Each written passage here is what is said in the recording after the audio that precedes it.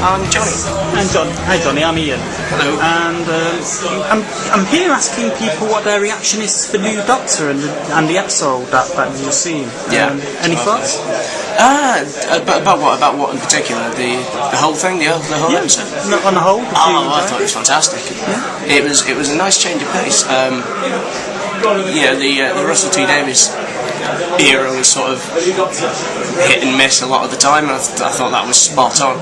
It was funny, but when it was funny, it didn't sort of drag you out of the action like it used to in the last couple of years, which is fantastic. So it was funny without being overly camp, would you say? Well, no, not overly camp. Just it was funny in the appropriate places, but it still had a sense of threat. Yeah. If you know what I mean. Mm-hmm. Which I thought was fantastic. So what do you think of Matt Smith? Do you think he's nailed it? Well, it's early days yet, you know, he's still sort of, he spent most of the episode going, I don't know who I am, and that sort of thing. But I think, judging by, you know, the interviews and the clips of things I've seen, I think he's just got this sort of innate doctoriness about him, which works really well. Because I was worried at first because he's about 20 years too young to play the part. I think. I don't know. I mean, you know, Peter Davison was only 29. Yeah, and he was too young as well. He even admits that he was too young. Possibly. You know. But I think he manages to pull it off because he is a bit sort of strange. You know, he's not someone pretending to be strange. He's sort of in the same way as Tom Baker pretty much just went up and played Tom Baker. I have no doubts that Matt Smith could just go up and be Matt Smith and do it perfectly. Yeah, it's a little bit like John Pertwee as well. I'm the biggest Pertwee fan. Well, you know, I believe when Pertwee took on the role, he said, I don't know what I do, I've never acted before, I've only ever done comedy. Yeah, he was hired as a comedic actor, and he did completely the opposite. And they basically said, John, just play yourself, and that's what he did. I'm not a huge Pertwee fan.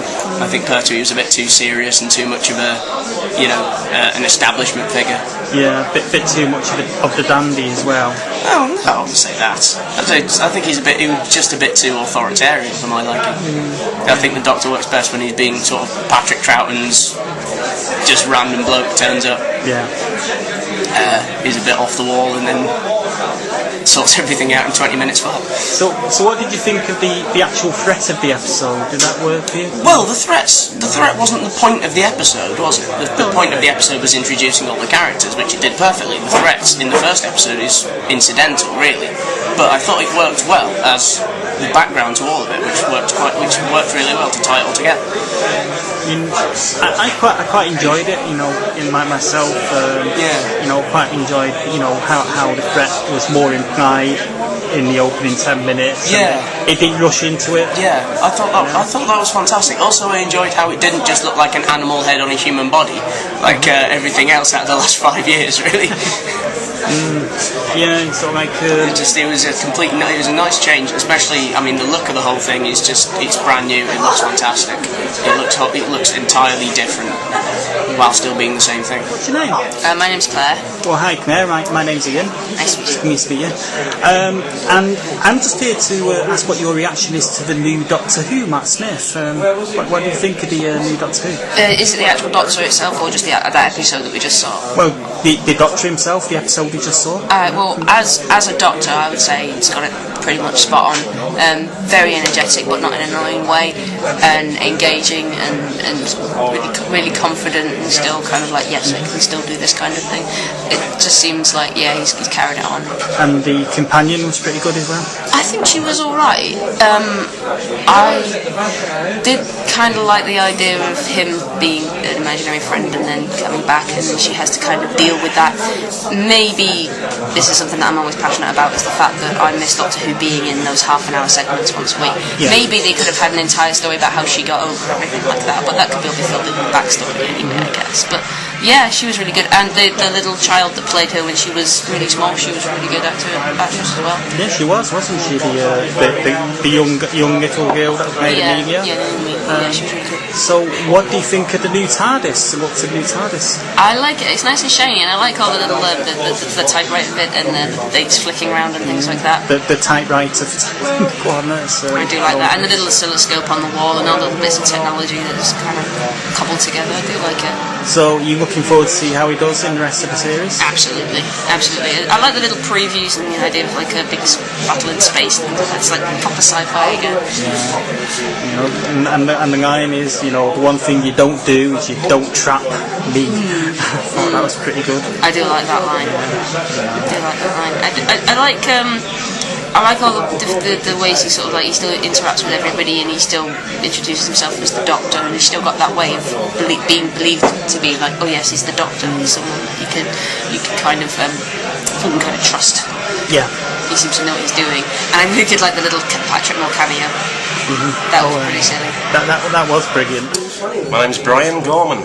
Well, we've got Brian Gorman here, and he's here to sort of give us his reaction to the new Doctor Who. My reaction to the new Doctor Who, just excuse me, I'm drinking a pint. I'm actually obliged to drink a pint because I am in a pub. I'm forced to do it. I don't want to do it, forced to do it. So, new Doctor Who. Wow, brilliant, fantastic actor. Amazing, because apparently Stephen Moffat wanted to cast an older actor, and I think the majority of the fans probably wanted an older actor, somebody with a bit more character rather than go for the kind of teen idol dashing hero.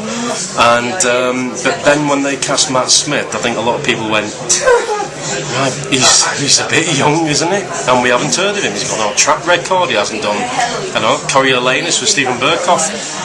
But when you see him, you just think, wow, that guy looks like he could be a Time Lord. Yeah. He's got a unique face. And the best thing is that he's looked at all the other Doctors, because apparently he didn't grow up with Doctor Who because it was the Lost Generation where Doctor Who was on television, and he looked at the past Doctors and he's picked out Patrick Troughton as his favourite. Yeah. And as soon as I saw Matt Smith, I thought, that guy is just Patrick Troughton regenerated. So actually he's probably the third Doctor, isn't he? Third for this generation, yeah. How peculiar! Wow, do you know, the universe is really weird, isn't it? Because if Patrick Troughton had regenerated into Matt Smith, he would be the third Doctor.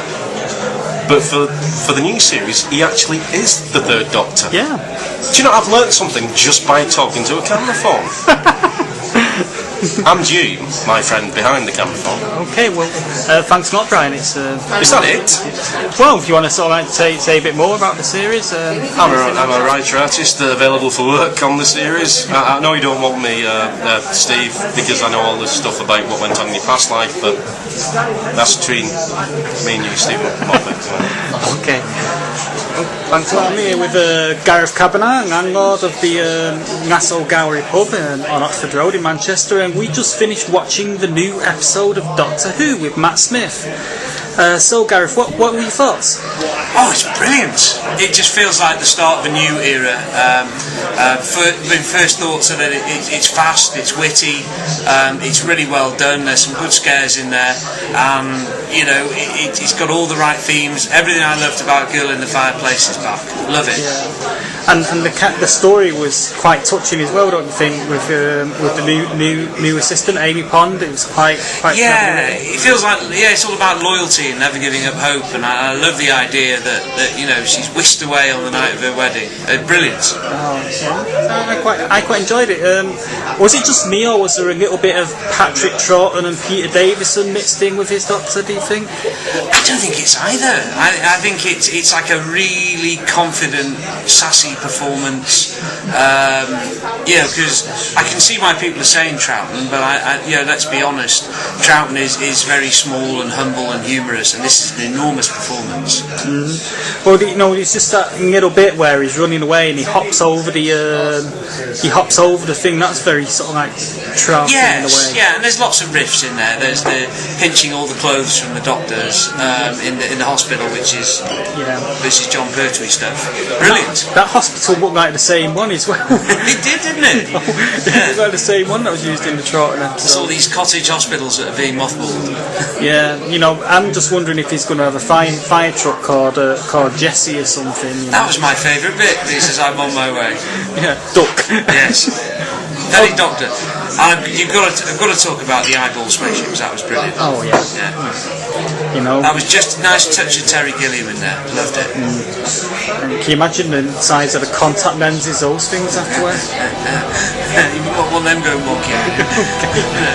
Okay, cheers Gareth. My pleasure. Cheers, Ian.